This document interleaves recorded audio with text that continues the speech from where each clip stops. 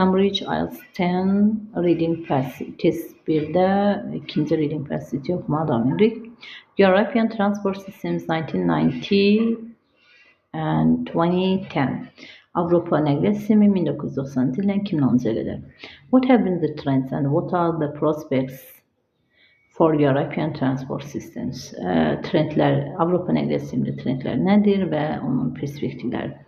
It is difficult to conceive our vigorous economic growth without an efficient transport system. Güclü iqtisadi inkişafı biz nəqliyatsız təsəvvür edə bilmərik. Burada conceive sözünə fikir verin. Conceive nədir? Düşünmək deməkdir. Güclü iqtisadi inkişafı nəqliyatsız təsəvvür edə bilmərik.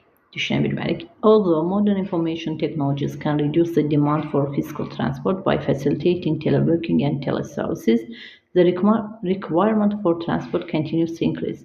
Baxmayaraq ki, müasir informasiya texnologiyaları fiziki nəqliyyatın köməyini azaltmağı tələb edir. Ancaq nəqliyyata olan tələbat artmaqda davam edir. Baxın, demand, burada diqqət etməli olduğunuz söz, requirement, tələb, reduce, azaltmaq. Bu sözlərə diqqətli olun, ayrıca çox işlənən sözlərdir bunlar. For passengers, transport the determining factor is the spectacular growth in car use. Sərnişinlər üçün maşınların istifadəsi, maşınların çoxalması müəyyənləşdirici bir faktordur. The number of cars, oranı oxumadım. There are two key factors behind this trend. Bu trendin arxasında iki faktor var. Biri sərnişinlər üçün müəyyənləşdirici faktor maşınların artmasıdır. The number of cars of European Union roads saw an increase of 3 million cars each year from 1990 to 2010. Avropa Birliği yollarda 3 milyon maşının artmasının 1990-cı ildən 2010-cu ilə kimi 3 milyon maşının artdığını göstərir. And in the next decade, the EU will see a further substantial increase in its fleet. Və sonraki 10 illikdə Avropa Birliği bunun daha da artacağını göstərir. As far as goods transport is concerned, growth is due to a large extent to change in the European economy and its systems of production. Mal nəqliyyatı ilə əlaqəli olaraq, yəni onun artması ilə Avropa iqtisadiyyatı və onun məhsulları öz dəyişikliklərində genişlənmələr edir. In the last 20 years, as internal frontiers have been abolished, the EU has moved from a stock economy to a flow economy. Son 20 ildə daxildə yox olmalar, abolishdə baxın, olduğu üçün Avropa Birliği ambar iqtisadiyyatından artıq axın iqtisadiyyatına keçir. Flow, axmaq deməkdir. Yəni daimi qalmayacaq da, bu artmaqda və yaxud da azalmaqda olur. This phenomenon has been emphasized by the relocation of some industries, particularly those which are labor intensive and reduce production costs, even though the production site is hundreds or even thousands of kilometers away from the final assembly plant or away from users. Bu fenomen xüsusilə vurgulanır ki, bəzi relocation, diqqət olun sözə, bəzi sənayinin yerini dəyişməsi, xüsusilə əməkin intensiv şəkildə və məhsulların azalması, hətta bu məhsulların saytının yüzlərlə və milyonlarla, minlərlə kilometr uzaqda olmasına gətirib çıxarır. Yəni onu vurgulur. The strong economic growth expected in countries which are candidates for entry to the EU will also increase transport flows, in particular road haulage traffic. Devam edirik.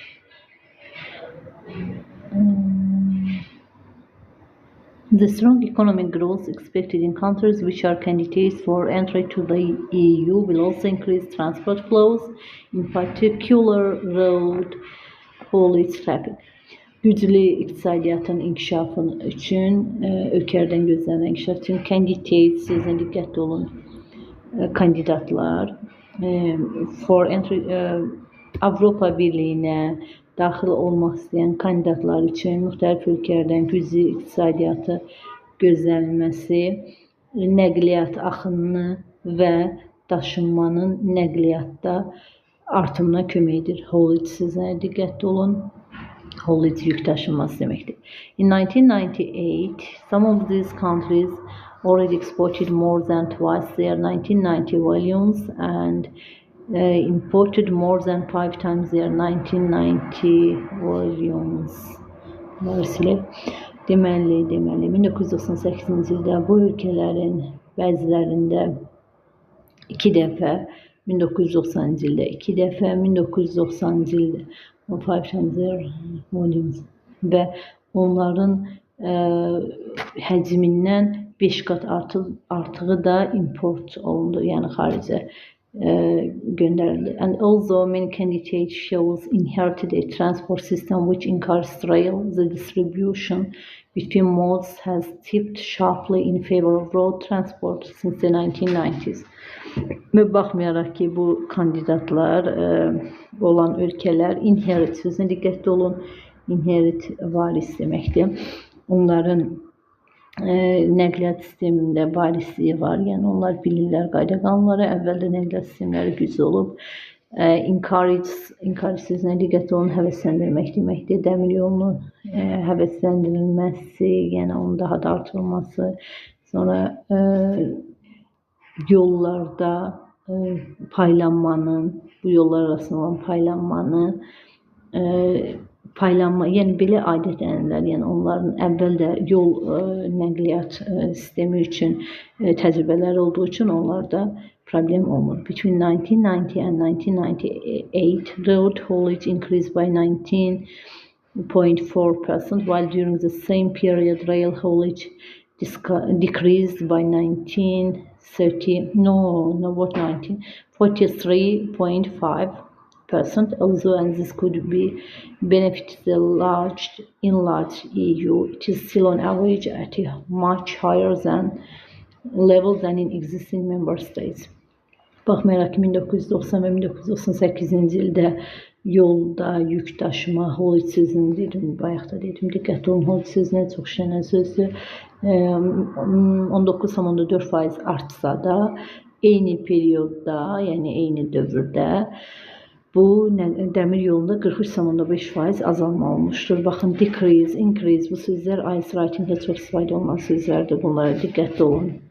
İndi sizin üçün işarə edin, increase, decrease və bu Avropa Birliyinin daha da artmasına orta hesabla Avropa Birliyinin xeyrinin daha da artmasına gətirib çıxarır və orta hesabla artıq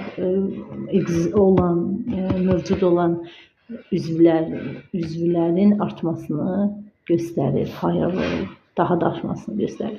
However, a new imperative sustainable development offers an opportunity for adapting the EU's common transport policy. Baxmayaraq ki, yeni imperativ, yəni özündə inkişafı saxlayan o imkanlar təklif olunsa da Avropa Birliyinə qəbul olmaq üçün, Avropa nəqliyyat sisteminə qəbul olmaq üçün uyğunlaşmalar aparılır. Adapt uyğunlaşmadır. Adapte sözü var Türkçədə, ondan yadınızda saxlaya bilərsiniz. This objective agreed by the Gothenburg European Council has to be achieved by integrating environmental considerations into community policies and shifting the balance between modes of transport lies at the heart of its strategy. Deməli, bu obyektivlər Gothenburg Avropa Konsulu ilə razılaşdırılıb və onlarla ətraf mühitin inteqrasiyası nail olub, achieve nail olmaqdır və shift the balance, balansı bölmək, yollar, nəqliyyat və strategiyanın shifting between modes of transport lies at the heart of its strategy. Onların strategiyasının ürəyi, yəni əsası bu nəqliyyat modunu bölməkdir. The ambitious objective can only be fully achieved by 2020, but proposed measures are nonetheless a first essential step towards a sustainable transport system, which will ideally be in place in 30 years' time, that is by 2040. En ideal objektiv 2020 ilə kimi onların tam buna nail olmasıdır. Ancaq ilk mərhələdə 2040-cı ilə dək 30 il ideal bir vaxt ayrılıb. In 1997, energy consumption in the transport sector was to blame for 28% of emissions of CO2 carbon dioxide, the leading greenhouse gas. 1998-ci ildə nəqliyyat sektoru 28% karbondioksidin emissionuna, yəni o qaz buraxdığını üçün günahlandırılır.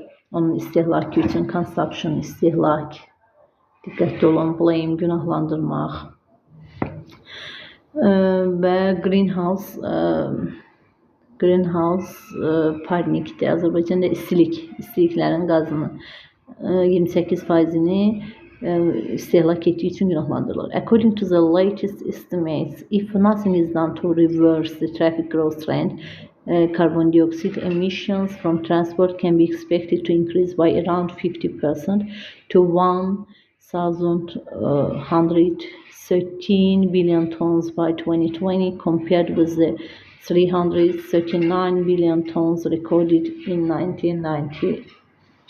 Deməli, son nəticələrə, qiymətləndirmələrə baxarsaq, əgər heç nə edilməsə, karbondioksid nəqliyyatda artımı 50% artımı gözlənilir. Bu da 2020-ci ilə kimi, bu da 1.113.000 ton deməkdir. 1990-cı illə müqayisədə bu 739 milyon daha çox ton rekord həddə çatıb. Once again, road transport is the main culprit since it alone accounts for 84% of the carbon dioxide emissions attributable to transport. Və bir də yol nəqliyyatı karbondioksidin 84%-ni təkcə özündə saxlayır. Using alternative fuels and improving energy efficiency is thus both an ecological necessity and a technological challenge. Alternativ fuel, yanacağın istifadəsi və enerjinin efficiency, daha da enerjinin bəhrəli olmanın inkişafı, impuls sözünə diqqətli olun, iqtisadi vacibliyi və texniki challenge inkişafına kömək edir. At the same time, greater efforts must be made to achieve a modal shift. Eyni vaxtda daha çox cəhd göstərilməlidir müasir shiftə. Such a change can't be achieved overnight, all the less so after over half a century of constant deterioration in favor of road. Və belə bir dəyişiklik bir gecədə baş verə bilməz və bu yolların daha da pisləşməsinə yarım əsrdə gətirib çıxarır. Ən azından ona gətirib çıxara bilər. This has reached such a peak that today rail freight services are facing marginalization with just 8% of market share and with international goods trains traveling along at an average speed of 18 km/h. Three possible options have emerged. Deməli, bu öz dəmir yolunun üzləşdiyi bir mənzərə 8% marketinqin paylaşmasıdır və beynəlxalq malların qatarlarla saatda 18 kilometr gedən, orta hesabla saatda 18 kilometr gedən qatarlarla göndərilməsi, struggling mübarizəsi var. 3 possible options və 3 mümkün seçimlər başlanılır. The first approach would consist of focusing on road transport solely through pricing. İlk yaxınlaşma, approach sözünə diqqətli olun. Consist of ibarətdir deməkdir. Bu sözlərə diqqətli olun. Yollarda ilk yanaşma nəqliyyatın qiymətinə bağlıdır. This option wouldn't be accompanied by complementary measures in other modes of transport. Bu seçim nəqliyyatın başqa komplement mürəkkəb ölçüləri ilə müşayiət olunur. Accompanied müşayiət. Bu sözə diqqətli olun, çox işlənir. Writing-də yazarkən istifadə edə bilərsiniz.